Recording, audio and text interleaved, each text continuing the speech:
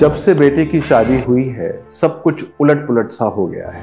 बहू आई है लेकिन घर की शांति जैसे बाहर चली गई है। घर अब मंदिर नहीं लगता है, कभी कभी तो युद्ध भूमि सा महसूस होने लगता है। मैं कुछ समझाने जाऊं तो बात उल्टी पड़ जाती है, जैसे कि सारी गलती मेरी ही हो। अच्छा बोलूं तो ताने मिलते हैं और चुप रहूं तो दोष लगता है कि मैं दूरी बना रही। ऐसे में दिल करता है कि बस सब कुछ छोड़ दूं, लेकिन कहीं चली जाऊं तो कहां चली जाऊं? ये घर भी तो मेरा ही है, कैसे छोड़ के कहां जाऊं? मैं बुरी नहीं हूं, लेकिन क्या मैं सच में सही हूं या कुछ ऐसा हो रहा है जिसे मैं देख नहीं पा रही हूं या समझने से इनकार कर रही हूं? शायद मैंने ही कुछ ज्यादा सोच लिया है या शायद बहू को समझने में जल्दबाजी कर दी। लेकिन सच कहूं तो हर दिन मुझे ऐसा लगता है जैसे मेरे अपने बेटे को कोई मुझसे दूर खींच रहा है। वो बेटा जिसे मैंने हर चोट से बचाया, हर ठोकर से संभाला, आज उसके लिए मुझे बोलने में भी डर लगता है। कहीं बहू को बुरा ना लग जाए, कहीं घर का माहौल फिर से ना बिगड़ जाए। जब ये सब अंदर जमा होने लगता है, ये सारी की सारी बातें, तो लगता है बहू की वजह से नहीं, शायद मेरी अपनी खामोशी मुझे खा जाएगी या खा रही है। कभी कभी सोचती हूँ क्या सच में मैंने अपनी जगह खो दी है या मैं वही माँ हूँ जो अब सास कहलाने लगी है और उसके साथ साथ सब कुछ बदल गया, मैं भी शायद बदल गई।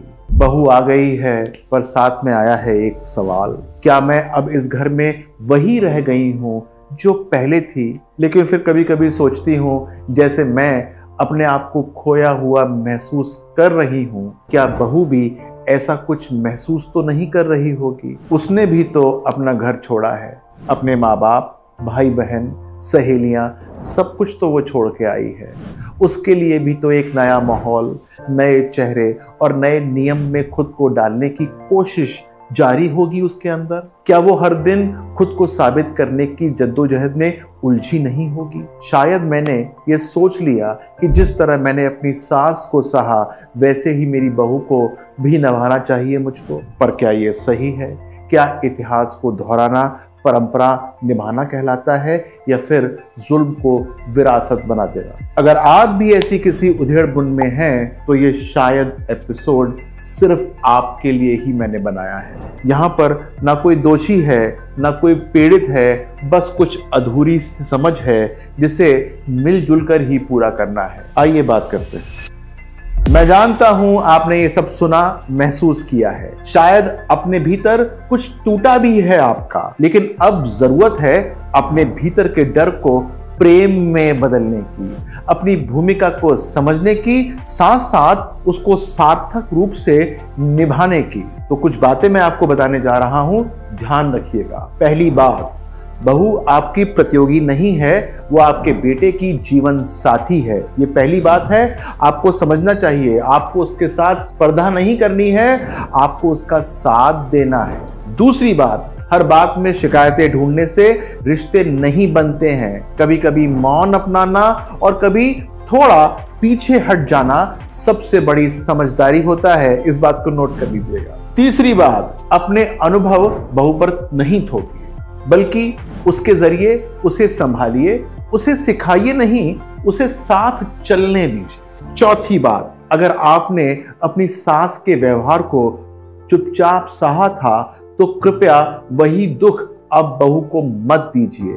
ये कोई परंपरा नहीं है, प्रतिशोध बन जाएगा ये। और याद रखिए, आपके अपने बेटे की दुनिया की रानी अब कोई और है और आप कौन हैं? आप राजमाता हैं।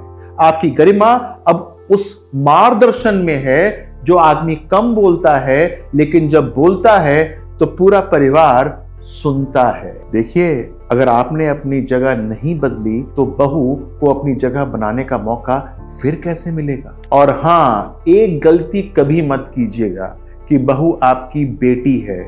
जी हाँ, हम ये मानते हैं कि बहू हमारी बेटी है, नहीं, वो आपकी बेटी जैसी भी नहीं है। वो आपके परवरिश में पली ही नहीं है। वो किसी और माहौल, किसी और सोच, किसी और आदतों की दुनिया से आई है। सबसे बड़ी भूल है बेटी और बहू को एक ही तराजू में तोलना। बेटी से आप जैसा चाहे बोल लें, गुस्से से एक थप्पड़ भी चला जाए तो कोई ज्यादा फर्क नहीं पड़ेगा। वो कुछ देर के बाद आपकी गोद में सर रख देगी, कह देगी माँ आप ही मेरी सब कुछ हैं। ये तो होती है बेटी। लेकिन अगर वही टोन, वही शब्द आपने अपनी बहू के लिए इस्तेमाल कर लिए तो वो उससे अपमान की तरह याद रख सकती है, और हाँ, जीवन भर के लिए याद रखेगी। बेटी आपकी मिट्टी है, उसे आप जैसा चाहें वैसे गूंथ सकते हैं, लेकिन बहू वो किसी और बगीचे से आई हुई कली है।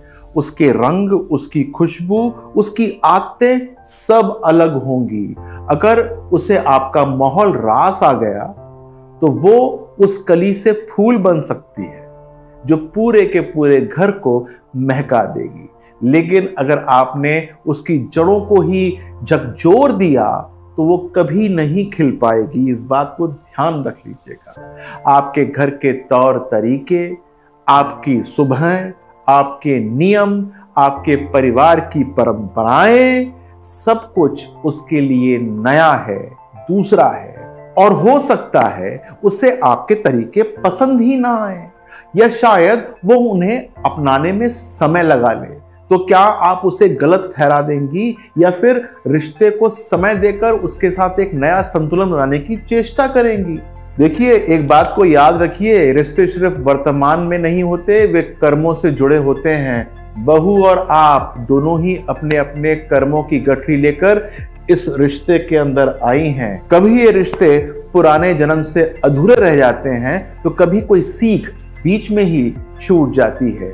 ऐसे में अगर आप वाकई जानना चाहती हैं कि रिश्तों को सहेजने के लिए कौन सा बदलाव आपके भीतर जरूरी है, तो एक ज्योतिषीय गाइडेंस सेशन आपकी आंखें खोल सकता है। क्योंकि वहां सिर्फ कुंडली नहीं देखी जाती है, वो एक कार्मिक कोड होता है जहां रिश्तों के रासायनिक तत्व खुल जाते हैं। जब आप इन रिश्तों को समझने और अपनाने के लिए अपने भीतर झांकने लगती हैं, तभी ये रिश्ता एक गर्व का कारण बन जाता है और ना कि एक मानसिक बोझ। तो आपसे मेरी विनती है कि बहू को गूंथने की कोशिश मत कीजिएगा, उसे बस पोषण दीजिए।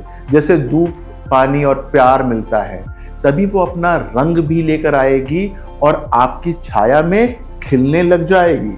और सबसे बड़ी बात, रिश्तों को निभाने का तरीका एक दिन में आता ही नहीं है, लेकिन अगर आप सच्चाई से, नम्रता के साथ और समझदारी से शुरुआत करेंगी तो वही रिश्ता कभी ना टूटने वाली ताकत बन सकता है आपका। जिस घर को आप पूरी उम्र अपना कहती आई हैं, उसे अब थोड़ा साझा करने का वक्त आ गया है। शायद शुरुआत कठिन लगे, लेकिन यकीन मानिएगा, जब बहू को अपनाने का निर्णय दिल से लिया जाता है तो वो घर सिर्फ महकता नहीं बल्कि कई पीढ़ियों तक प्रेम की छाया में पनपता है। तो भाई, विवाहित बेटे के माता पिता के लिए 10 अमूल्य सुझाव हैं, इसको नोट कर लीजिएगा। पहला, अब बेटे का जीवन बदल गया है, इसे स्वीकार कर लीजिए। विवाह के बाद उसकी प्राथमिकता उसकी पत्नी है। यह दूरी नहीं, जिम्मेदारी है, इसका आपको सम्मान करना चाहिए। दूसरी बात, नवविवाहित जोड़े को थोड़ी की थोड़ी फ्रीडम देनी ही चाहिए। उन्हें एक दूसरे को समझने का समय दीजिए। हर बात में दखल देने से रिश्ता नहीं, खटास बढ़ जाती है। तीसरी बात, बहू को पहले समझने की कोशिश कीजिए, परखने की नहीं।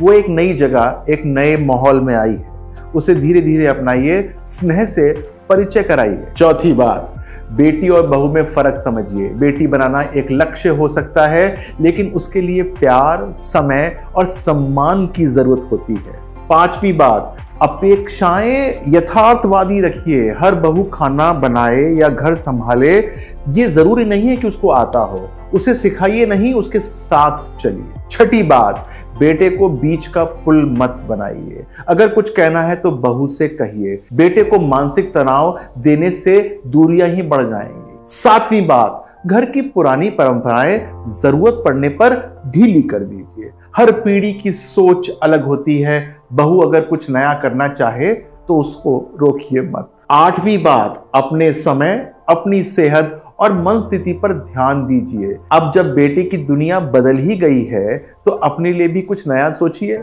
जिंदगी का यह अध्याय आपके लिए भी तो मायने रखता है। 9वीं बात, राजमाता बनिए, नियंता नहीं बनिए।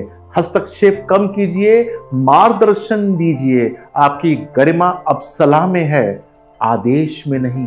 10वीं बात, अगर आप बहू को अपनाती हैं तो बेटा आपको और ज्यादा सम्मान देगा, इस बात का ध्यान रखिएगा। मां अगर पत्नी को अपनाती है तो बेटा उसे जीवन भर सम्मान देता रहता है, पर अगर मां पत्नी से टकराती है तो बेटा जिंदगी भर खिंचाव में रहता है। यहां पर मैं आपको एक बात बताना चाहता हूं कि अगले एपिसोड में मैं बताऊंगा आपको 10 ऐसे अमूल्य सुझाव जो कि नवविवाहित बेटियों की माओं के लिए होते हैं। जी हां, उनकी माओं के अंदर भी तो एक ब्लॉक है, वो भी तो ठीक करना है। उनको क्या करना चाहिए, क्या नहीं करना चाहिए, कैसे बने वो शक्ति जो बेटी को सहारा दे लेकिन बेटी के ससुराल को बोझ ना लगे। मैं ये चाहता हूं कि आपकी बेटी ससुराल में राजा बनकर नहीं बल्कि रानी बनकर रहे। तो उसके लिए मेरा अगला एपिसोड आप जरूर देखिएगा। और इसी एपिसोड के अंदर यदि आपको कुछ पूछना हो, कहीं पर कुछ ऐसी बात हो रही हो जो कि आप रिजॉल्व नहीं कर पा रहे हो,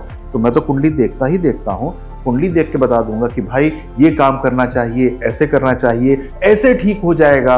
और हाँ, एक बहुत जरूरी बात, मैं जो हूं बिना बोले रिश्तों को दिशा दे सकता हूं। मैं हूं डॉक्टर विनय बजरंगी, जहां रिश्ते कर्म से समझे जाते हैं और समाधान संस्कार से दिए जाते हैं। नमस्कार।